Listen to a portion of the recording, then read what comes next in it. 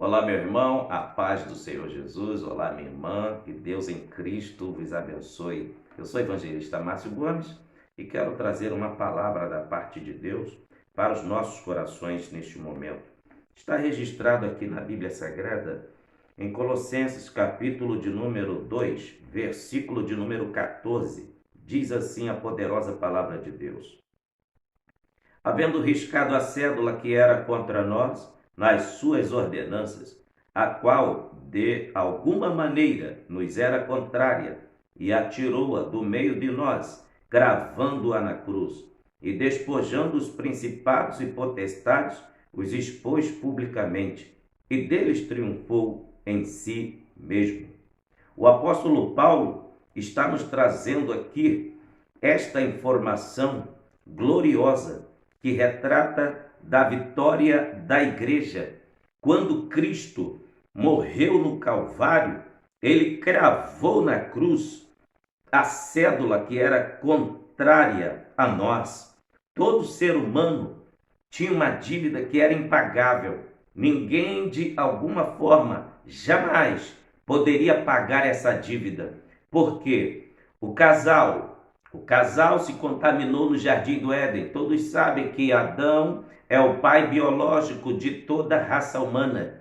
E por ele haver pecado no Jardim do Éden, ter comido do fruto que Deus havia ordenado para não comer, tá? Que era a árvore do bem e do mal, né? A árvore da ciência do bem e do mal, ele ingeriu. Ele comeu sabendo que não era para comer. Eva, então, deu de comer.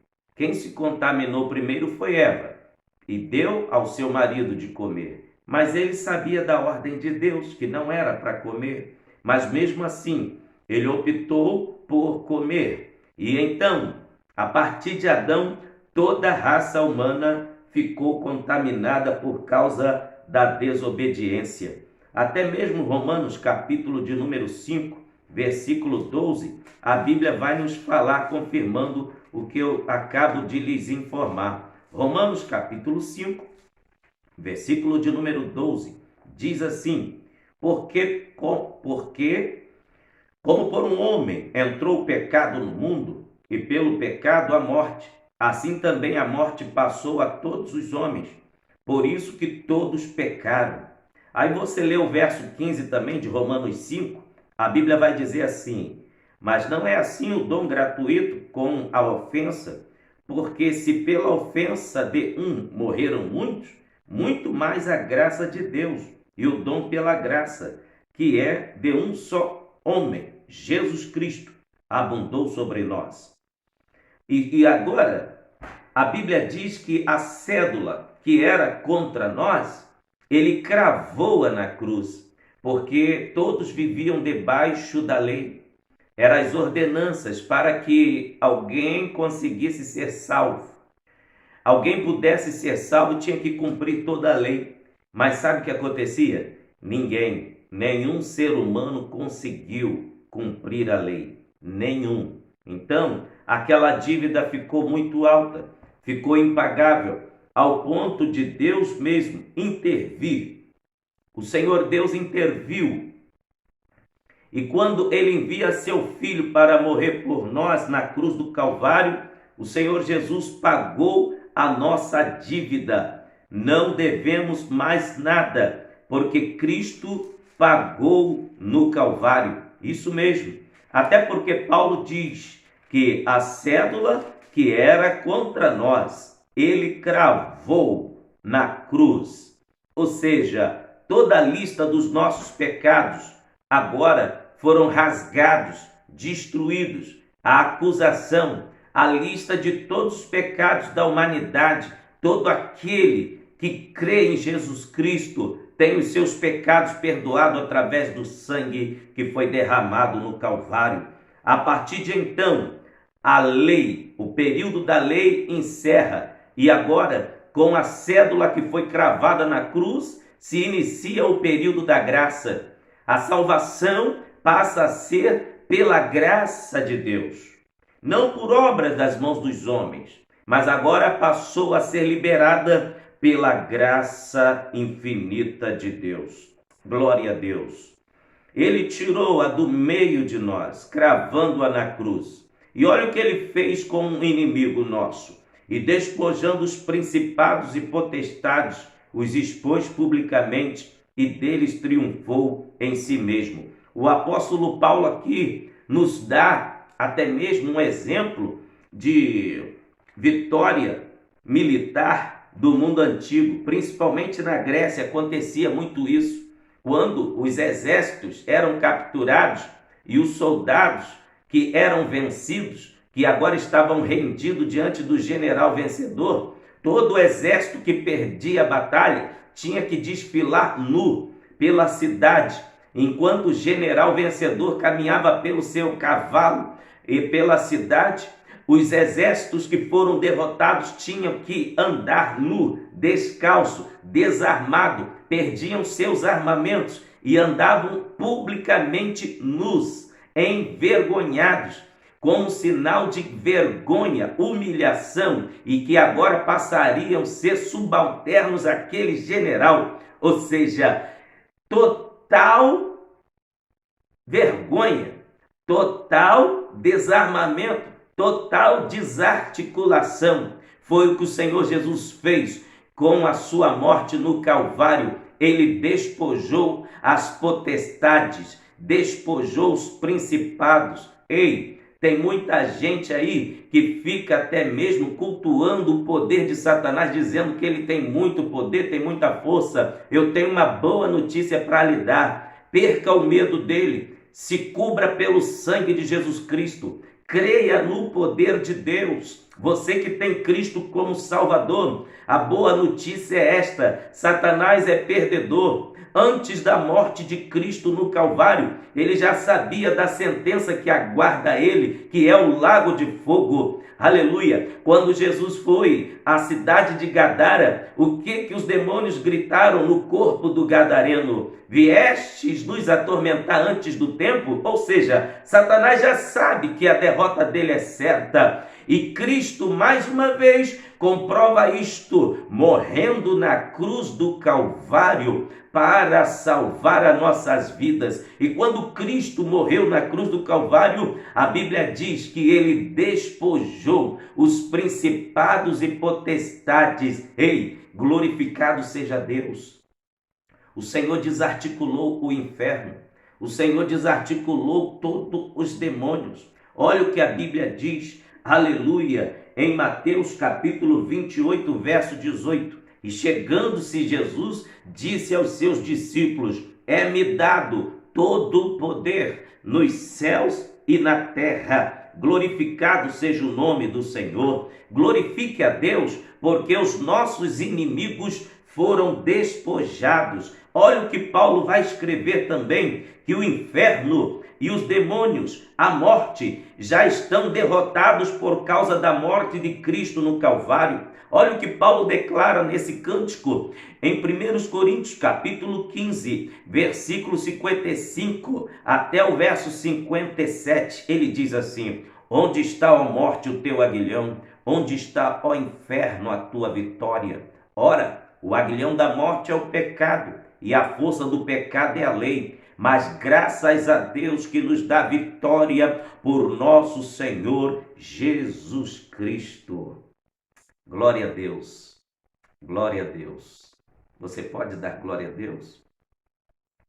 Com a morte de Cristo, o inferno foi derrotado. A morte foi derrotada. Em Apocalipse capítulo 1, o Senhor Jesus declara para o seu servo João: eu estou vivo. Eis que eu estou vivo e vivo para todo sempre. Amém. Ele confirma dizendo: amém, assim seja. Ele é o próprio amém. E ele ainda diz: e tenho nas minhas mãos a chave da morte e a chave do inferno. Ei, só vai para o inferno agora a partir da autorização de Jesus Cristo. Nem os demônios têm a chave mais da casa deles. Satanás não tem mais o domínio sobre a morte. Glória a Deus. Sabe por quê? Jesus declarou no Evangelho de João capítulo 11: eu sou a ressurreição e a vida. Quem crer em mim, ainda que esteja morto, viverá. Glória a Deus, glória a Deus, glória a Deus. Aleluia. É o motivo para nós glorificarmos a Deus. E a Bíblia também vai nos informar, meus queridos irmãos, que na cruz do Calvário foi um lugar de humilhação voluntária. Olha o que está registrado em Filipenses, capítulo de número 2, versículo de número 8. Filipenses, capítulo 2, versículo 8. E achado na forma de homem, humilhou-se a si mesmo, sendo obediente até a morte e morte de cruz. Então, aqui está nos informando que a cruz, onde Cristo morreu, foi um lugar de humilhação voluntária. Ele se entregou por nós. Ele não foi obrigado. Ele foi voluntariamente. A cruz também foi um lugar de intercessão. Sabia que Jesus orou até pelos seus algozes, aqueles que estavam o maltratando enquanto ele estava sendo crucificado? Olha o que a Bíblia vai nos dizer em Lucas capítulo 23, versículo de número 34. Na cruz, Jesus orou. Diz assim, Lucas 23, capítulo 23, verso 34. E dizia Jesus: Pai, perdoa-lhes, porque não sabem o que fazem. E repartindo as suas vestes, lançaram sortes. Jesus orou até por aqueles que estavam maltratando na cruz do Calvário. A cruz foi um lugar de intercessão. E também a Bíblia nos mostra em Hebreus capítulo 2, Hebreus capítulo 12, versículo de número 2, que a cruz foi um lugar de vexame e desonra. Olha, é Hebreus 12 e 2. Diz assim a palavra de Deus: olhando para Jesus, autor e consumador da fé, o qual, pelo gozo que lhe estava proposto, suportou a cruz, desprezando a afronta, e assentou-se à destra do trono de Deus. Olha, estar naquela cruz era total motivo para zombaria, escárnios, sofrimentos. Era uma afronta para Jesus, porque ele é o próprio Deus. Ele se fez homem. A Bíblia diz: e o Verbo se fez carne e habitou entre nós. E vimos a sua glória como a glória do unigênito, do Filho de Deus. Jesus não tinha necessidade de vir ao mundo para morrer por mim e por você. Ele só veio só por um motivo: por amor. Ele só veio por amor. Jesus veio a este mundo para morrer por mim e por você somente por amor. A Bíblia diz que foi por amor que ele se entregou. Por isso que foi um motivo de vexame e desonra, porque o dono da vida se materializou. Aleluia! Sofreu, morreu, mas para a glória de Deus não permaneceu morto. Todos sabem, segundo as Escrituras, ao terceiro dia ele ressuscitou para a glória de Deus. Aleluia! A cruz também foi um lugar de aparente derrota. Olha o que está registrado em Lucas, capítulo 23, versículo de número 35. E o povo estava olhando, e também os príncipes zombavam dele, dizendo: aos outros salvou, salve-se a si mesmo, se este é o Cristo, o escolhido de Deus. Meus queridos, Cristo foi zombado, foi chicoteado por nossa causa. Devemos hoje adorá-lo em espírito e em verdade, porque foi uma morte de muito sofrimento, mas ele venceu para que o seu nome seja glorificado. Aleluia! Em Filipenses capítulo 2, versículo 8, a Bíblia vai dizer que a cruz foi um lugar de obediência plena. Filipenses capítulo de número 2, versículo de número 8. Vamos conferir? Aleluia! Filipenses 2:8. Diz assim a palavra de Deus: E achado na forma de homem, humilhou-se a si mesmo, sendo obediente até a morte e morte de cruz. Então a cruz declara para nós que foi o lugar de obediência de Cristo. Ele obedeceu ao Pai, morrendo por nós. A cruz também é o lugar da revelação do amor de Deus. Em Gálatas, capítulo de número 2, versículo de número 20, está escrito assim: Já estou crucificado com Cristo, e vivo não mais eu, mas Cristo vive em mim. E a vida que agora vivo na carne, vivo-a na fé do Filho de Deus, o qual me amou e se entregou a si mesmo por mim. Cristo se entregou por amor. Cristo se entregou porque ele nos amou. Cristo se entregou, aleluia, não por uma forma obrigatória, mas voluntária. A cruz também foi um lugar de expiação dos nossos pecados. Olha o que a Bíblia diz em Lucas, capítulo de número 23, versículo de número 45. E escureceu-se o sol, e rasgou-se ao meio o véu do templo. Sabe o que significa isto? O véu do templo foi rasgado? Aquele véu fazia separação entre o homem e Deus. Ninguém tinha acesso direto ao trono de Deus. Mas quando Cristo morreu na cruz do Calvário, a barreira da separação que um dia foi colocada entre nós e Deus foi rasgada. E o texto diz que foi de alto a baixo. No outro evangelho, a Bíblia vai dizer que o véu se rasgou de alto a baixo. Irmãos, foi as mãos do próprio Deus que rasgou aquele véu da separação. Aleluia! E quando foi que começou a separação entre o homem e Deus?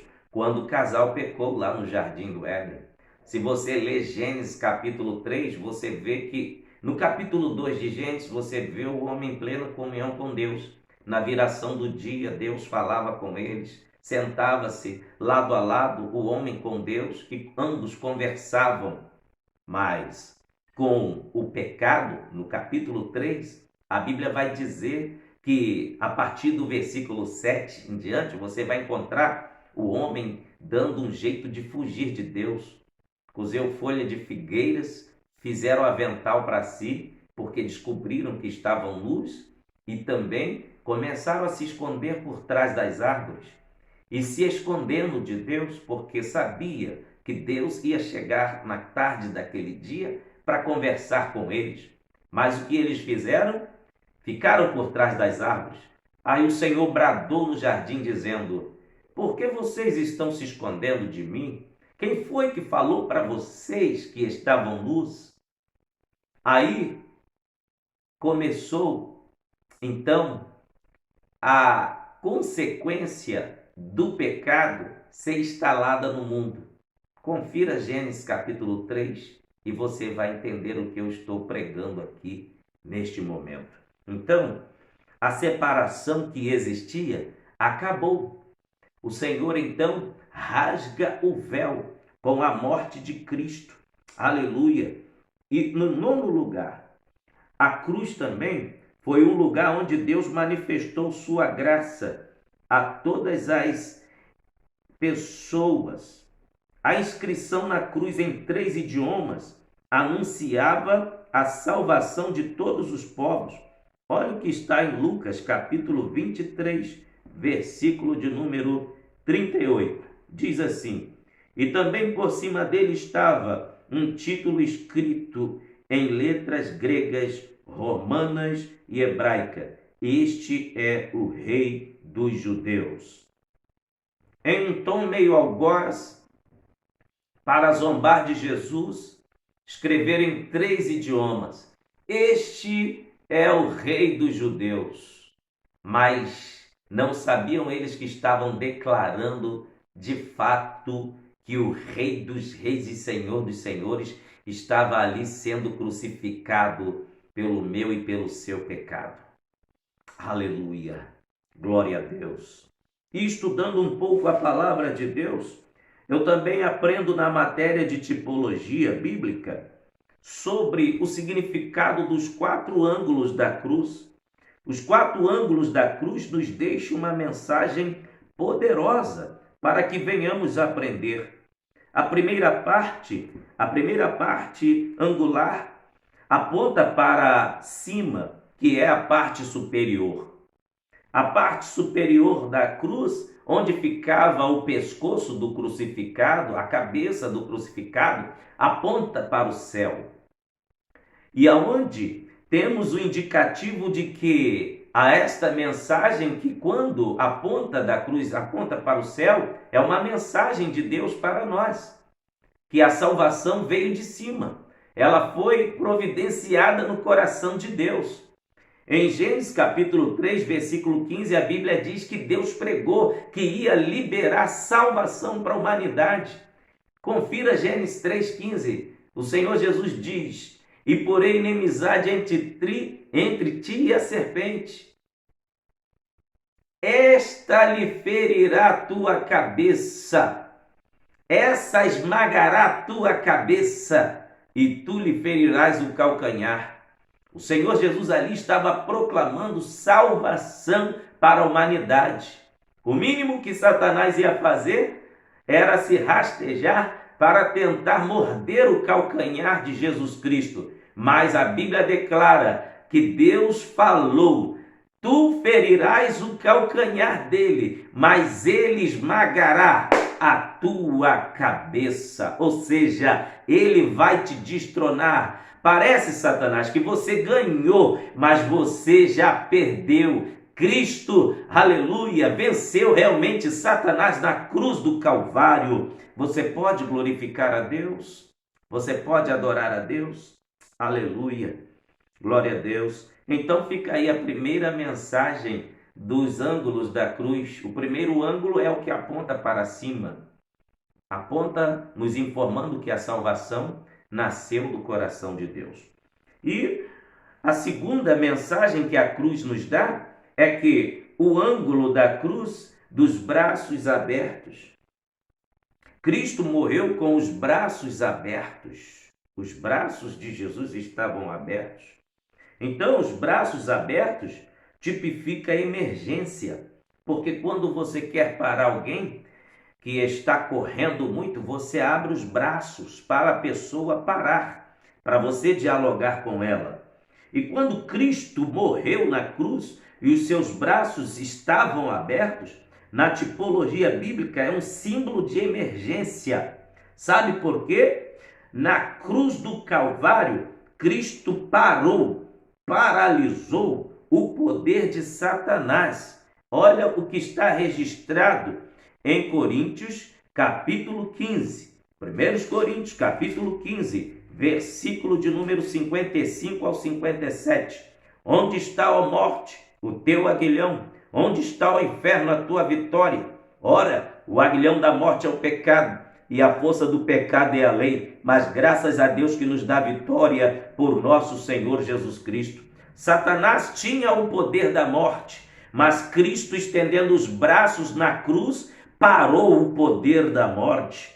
Aleluia! Na cruz do Calvário, quando Cristo estava de braços abertos também, parou toda a maldição. Olha o que está registrado em Gálatas, capítulo de número 3.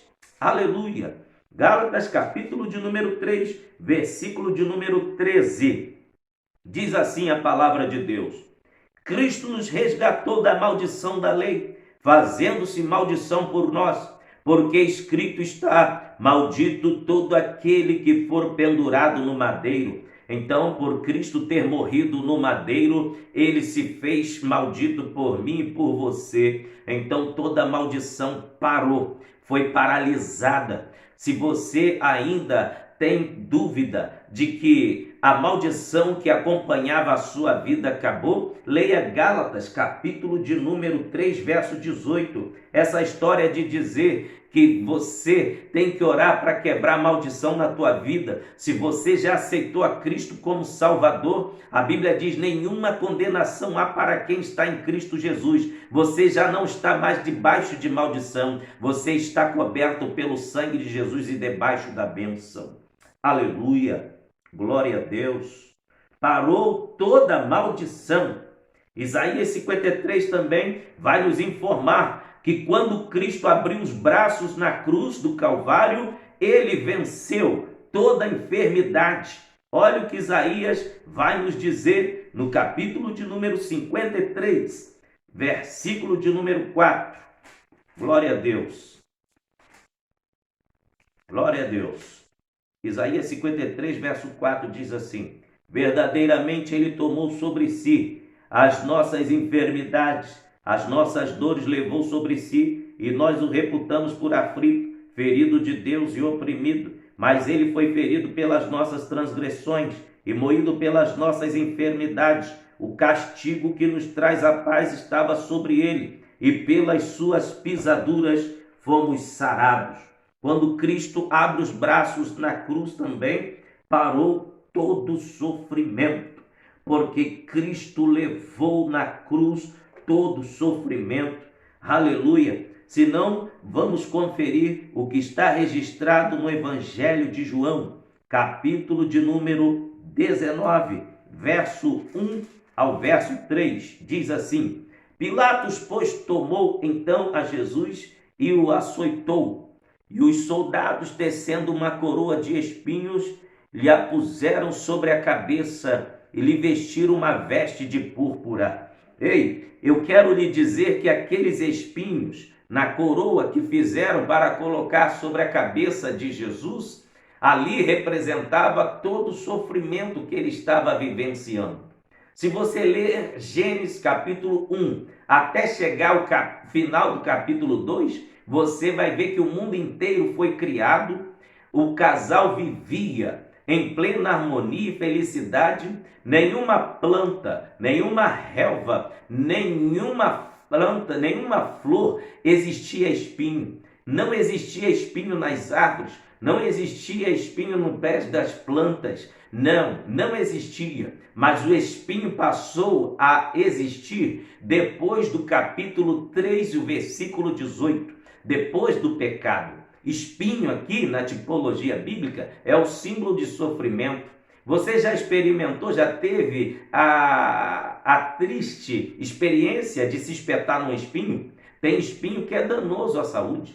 Existe espinho que provoca febre. Existe espinho que é venenoso. É isso mesmo. E existe espinho que quando você sem querer vai pegar alguma fruta, você acaba se arranhando, sangra a tua pele. Espinho é o símbolo do sofrimento. Quando Cristo morre na cruz do Calvário, os nossos pecados fizeram ele sangrar. O pecado de toda a humanidade fez a carne de Jesus sangrar. E na sua fronte, na sua cabeça, ele levou sobre todo o seu corpo as enfermidades, as maldições. Jesus levou no seu corpo, com a morte na cruz do Calvário, todo o mal. E Jesus, aleluia, ele se fez maldito por nós. O seu corpo foi moído para que eu e você hoje tivéssemos vida e alegria e paz e felicidade. Aleluia! Então aprendemos no segundo ângulo da cruz, os dois braços representa aqui, em primeiro lugar, um símbolo de emergência. E qual é o segundo exemplo que podemos extrair dos braços abertos? Olha, o segundo exemplo na tipologia bíblica que nós podemos extrair da cruz com os braços abertos é que amor, reconciliação e perdão fluíram dos braços abertos de Cristo na cruz. Só abraça quem ama. Em João 3,16 a Bíblia diz: porque Deus amou o mundo de tal maneira que deu seu Filho unigênito para que todo aquele que nele crer não pereça, mas tenha a vida eterna. Em 2 Coríntios, capítulo de número 5, versículo de número 18, vai falar então da reconciliação, porque só abre os braços para abraçar quem quer dar reconciliação para aquele que lhe ofendeu. Olha o que diz, 2 Coríntios 5,18. E tudo isto provém de Deus, que nos reconciliou consigo mesmo, por Jesus Cristo, e nos deu o ministério da reconciliação. Aleluia! Cristo nos reconciliou com Deus através da sua morte no Calvário. E outro benefício que nós aprendemos através dessa tipologia, é o perdão de Deus para a humanidade. Colossenses, capítulo 3, versículo de número 13. A Bíblia vai nos informar desta maneira sobre o perdão de Deus. Suportando-vos uns aos outros e perdoando-vos uns aos outros, se algum tiver queixa contra o outro, assim como Cristo vos perdoou, assim fazei vós também. Então nós aprendemos que a cruz, com seus dois braços abertos, representava o perdão de Deus para a humanidade através dos braços de Jesus Cristo, a reconciliação de Deus com o homem através dos braços do Senhor Jesus Cristo e o perdão de Deus oferecido à humanidade através dos braços abertos do Senhor Jesus Cristo. E também, para finalizar, sobre tipologia bíblica do significado dos dois braços da cruz, nos deixam mais outros exemplos. Fala do lado esquerdo e do lado direito. Isso mesmo, um braço esquerdo e um lado braço direito. Isto aí vai nos demonstrar na tipologia bíblica direção. Por quê? O Senhor Jesus falou sobre a direção da eterna salvação. Em Mateus capítulo 7, versículo de número 13 e 14, diz assim: entrai pela porta estreita, porque larga é a porta e espaçoso o caminho que conduz à perdição, e muitos são os que entram por ela, porque estreita é a porta e apertado o caminho que leva à vida, e poucos há que a encontrem. Então, está explicado sobre direção, é salvação e perdição, e significa também escolha de estilo de vida. Em Mateus capítulo de número 25, vai falar que segundo o estilo de vida que as pessoas escolheram, vai determinar como elas estarão diante do trono branco, do grande trono branco. Mateus 25, versículo de número 31 até o 33 diz assim: e quando o Filho do Homem vier em sua glória, e todos os santos anjos com ele, então se assentará no trono da sua glória, e todas as nações serão reunidas diante dele, e apartará um dos outros, como o pastor aparta dos bodes as ovelhas, e porá as ovelhas à sua direita, mas os bodes à esquerda. Agora veja no verso de número 41. Então dirá também aos que estiverem à sua esquerda: apartai-vos de mim, malditos, para o fogo eterno, preparado para o diabo e seus anjos. Então, não é Deus que coloca ninguém no inferno, é o estilo de vida que a pessoa leva que vai definir para onde é que ela vai passar a eternidade. Certo é que quando Cristo estava com os dois braços abertos na cruz, ele estava oferecendo amor, estava oferecendo reconciliação, estava oferecendo perdão, mas os dois braços abertos representam lado direito e lado esquerdo, o lado dos salvos e o lado dos perdidos. Então, os dois lados dos braços da cruz simboliza os dois tipos de pessoas também que a igreja sempre vai encontrar quando estiver pregando a palavra de Deus. Quais são esses tipos de pessoas? Em Marcos, capítulo de número 15, capítulo de número 16, versículo 15 e 16 diz assim: e disse-lhes: ide por todo o mundo, pregai o evangelho a toda criatura. Quem crer e for batizado será salvo, mas quem não crer será condenado. Amém. Aleluia. Glória a Deus. Meus queridos, a Bíblia diz que quando a igreja prega, ela vai sempre encontrar dois tipos de pessoas, os que creem e os que não creem. E também agora, para finalizar, existe o último ângulo da cruz, que era a parte que aponta para baixo, a parte inferior da cruz, onde era enterrada ao chão. Essa parte inferior da cruz, que aponta para baixo, aponta para o seio da terra. Olha, Provérbios capítulo de número 15 e versículo 24, vai dizer que o inferno fica no seio da terra, que é apontado para baixo pela Bíblia. Olha só, Provérbios capítulo 15, versículo 24. Para o sábio, o caminho da vida é para cima, para que ele se desvie do inferno que está embaixo. Sabe o que significa aqui a parte baixa da cruz? A parte inferior estava apontando para o centro da terra. Quando Cristo morreu crucificado, aleluia, uma parte da cruz, a parte de cima, superior, apontava para o céu, e os dois braços abertos apontavam para todas as direções. E é bom lembrar também, que eu acabei de lembrar aqui, fala das duas extremidades, os dois braços da cruz, fala das duas extremidades.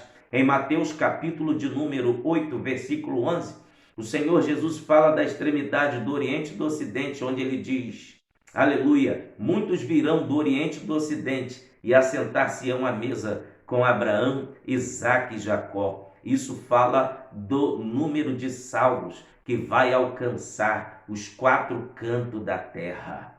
Aleluia! Os dois lados da cruz fala do Oriente e do Ocidente. E também, para finalizar, conforme eu estava lhes falando, a parte inferior aponta para a vitória de Cristo sobre Satanás e os demônios. Isso mesmo, a parte inferior da cruz, que aponta para o seio da terra, está declarando vitória sobre Satanás e todo o inferno. Olha o que está escrito em Filipenses, capítulo de número 2, do versículo 5 ao 10. Glória a Deus. De sorte que haja em vós o mesmo sentimento que houve também em Cristo Jesus, que sendo em forma de Deus, não teve por usurpação ser igual a Deus, mas aniquilou-se a si mesmo, tomando a forma de servo, fazendo-se semelhante aos homens, e achado na forma de homem, humilhou-se a si mesmo, sendo obediente até a morte, e morte de cruz, pelo que também Deus o exaltou soberanamente, e lhe deu um nome que é sobre todo nome, para que ao nome de Jesus se dobre todo o joelho dos que estão nos céus, na terra e debaixo da terra. Olha que coisa gloriosa! O nome de Jesus, agora, depois dele ressuscitado, o nome de Jesus é adorado nos céus, na terra e debaixo da terra. Sabe o que significa isso? No céu, os anjos, querubins, serafins, o arcanjo e os 24 anciãos, representando a totalidade dos 12 apóstolos e a totalidade das 12 tribos de Israel, que representa a época do Antigo Testamento, que era a época da lei, e a época do Novo Testamento, representando a graça. Esses 24 anciãos representam essa totalidade do povo de Deus, salvo, redimido pelo sangue do Cordeiro. Lá no céu, todos adoram, todos reconhecem que Jesus é o Todo-Poderoso. E aqui na terra, todo joelho também se dobra diante do Senhor Jesus. A igreja reconhece que Jesus é Senhor, Rei dos reis, venceu a morte e o inferno, e todo o poder foi lhe dado no céu e na terra. E quando aqui está declarado aos filipenses que debaixo da terra também o nome do Senhor Jesus é adorado, debaixo da terra é porque no inferno os demônios, os principados e as potestades têm que reconhecer o poderio do nosso Deus, onde está registrado em Mateus capítulo 28, versículo 18, e chegando-se Jesus aos seus discípulos, disse: é-me dado todo o poder nos céus e na terra. Aleluia, glória a Deus. Eu queria discorrer mais alguns trechos da Bíblia Sagrada, mas em uma próxima mensagem eu quero falar sobre o sangue de Cristo, que é precioso para nós. Eu quero falar sobre o poder do sangue de Jesus. Em um próximo vídeo, ainda esta semana, me acompanhe e você vai estar assistindo em nome de Jesus. Que Deus te abençoe. Obrigado por estar nos acompanhando. E você que ainda não aceitou a Cristo como Salvador, reconheça o poder deste sangue que foi derramado na cruz do Calvário. Reconheça o poder de Jesus Cristo e aceite como o único Salvador da sua vida. E você, meu irmão, que está sendo renovado pelo poder de Deus, através da pregação da palavra, passe essa mensagem para o WhatsApp de mais pessoas, poste ela no seu Facebook, vai anunciando a palavra de Deus. Sabe por quê? Passe essa pregação para frente para que outros sejam alcançados. O objetivo deste canal é de Deus restaurar aqueles que estão caídos, levantar os caídos, Jesus batizar no Espírito Santo, o Senhor salvar vidas, curar enfermos, levantar, edificar a fé dos salvos. E assim espero, em nome de Jesus Cristo, que a tua fé, mais uma vez, foi edificada pelo poder de Deus através da sua poderosa palavra. Que Deus em Cristo nos abençoe. Um grande abraço. Fique com Deus. Até a próxima. Amém.